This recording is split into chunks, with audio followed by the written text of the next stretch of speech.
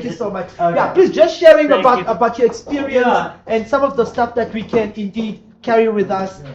Yeah. Thank you very much. Aubrey Snyman, I'm the CEO of Multiprof Property Intelligence. I was a town planner, I think, before any of you were born.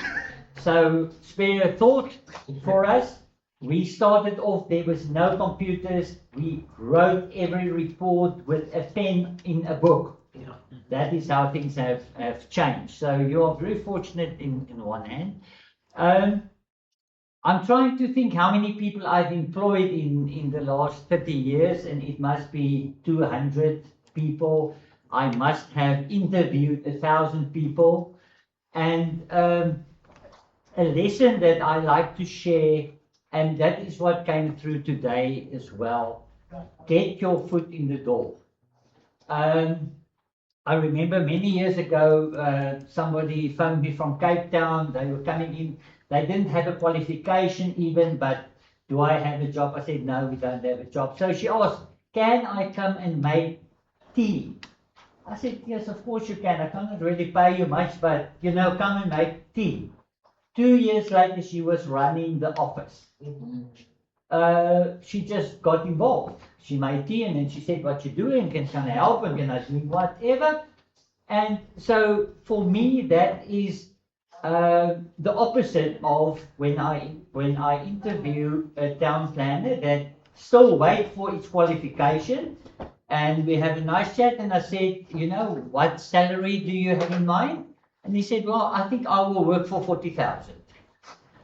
And I said, I also would like to work for 40,000. Really? So if you have that mindset, just forget about it. Get involved. And one thing that I feel fairly strong about, and I'm quite interested in human development as well, and the brain. And our brains are built on patterns and comfort. And therefore, one thing, and perhaps that might, for you, I don't know your background, you need to get out of anything that is a comfort zone. And the word comfort zone is often not the right word. I call it a familiar zone. You used to doing things the same way.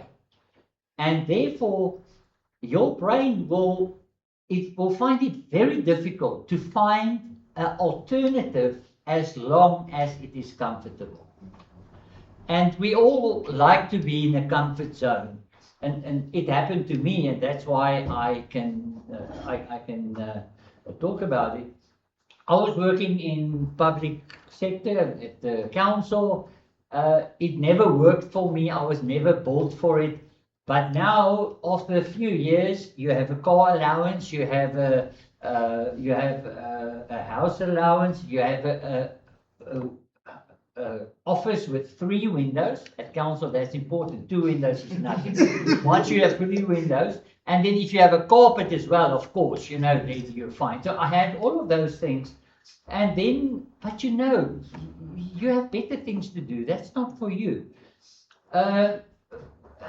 But nothing will happen. And then one day somebody just said something stupid and I said, I can't take this anymore.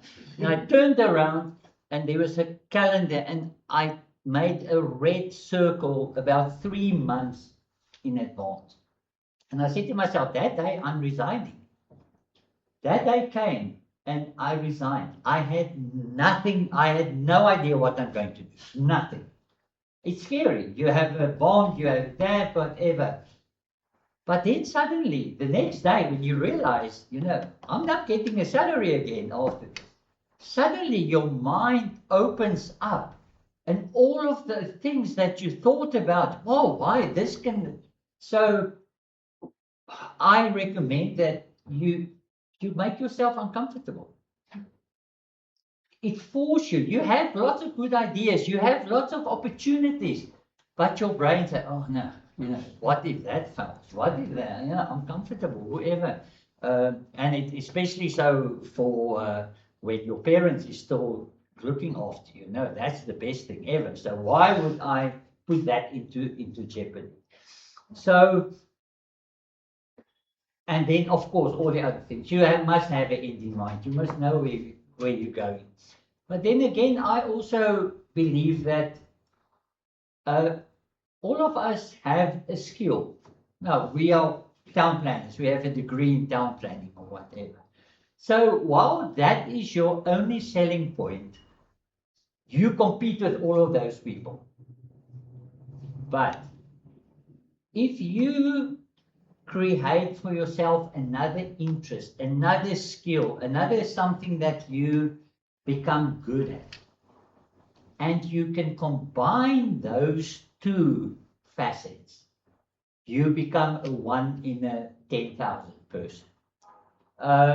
And that's why in our company, we started off as a town planning company, one of the really old ones doing zonings and whatever, all of those things. But and then I realized that for every town planning application we dealt with, the client will ask us, okay, can you recommend an architect? So eventually we just became architects as well. And then somehow along the way, from architecture, I got the interest in sectional title ownership. So the last 10, 15 years, I became a sectional title specialist from something that, I mean, town planning, it really had very little to do with it.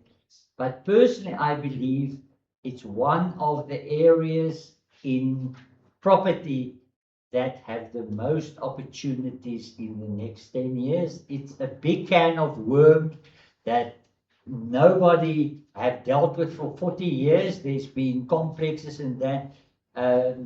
There's lots and lots of opportunities in something that is related to property, but I don't think town planners have more than half a lecture perhaps on the subject. So if you are curious and you learn stuff, the networking thing is obviously very big. So attend whatever networking you can attend.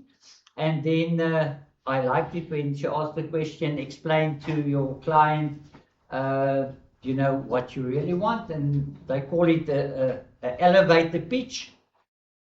And that means you must, if you get into the elevator on the ground floor and you go to the 6th floor and there's somebody in the elevator with you, you need to explain to that person what you're selling, and he must ask you to sell that thing to him within 30 seconds, 40 seconds. Then he's out of the door. You never see him again.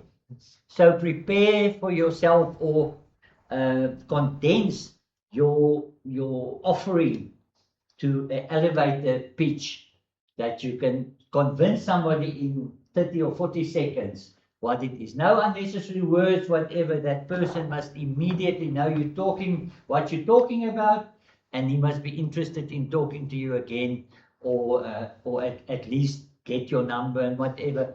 And always try to get hold of a potential customer's contact details. It's not much use giving your information to him, because you know, and I'm like that, you know, if I take somebody's card, oh, I'm going to phone you 3 years later, who was this? So make sure that you're in control of your client. You can phone him, you can, and that person, even if he's not the client, he have people that can become your client and whatever. So in short, that is, I think, experience from real life. There's lots of opportunities. Be positive, be curious, and sometimes things that is not relevant really to even what you're busy with can come in very handy. So I attend, I have a friend that is doing training with conveyancers and land surveyors. So I attend anything.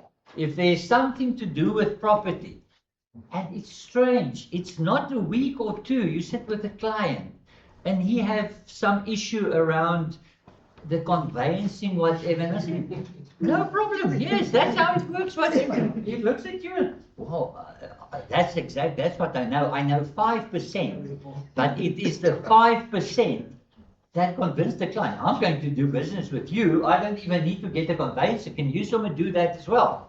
That we obviously can't do, but you don't have to know that. Yeah.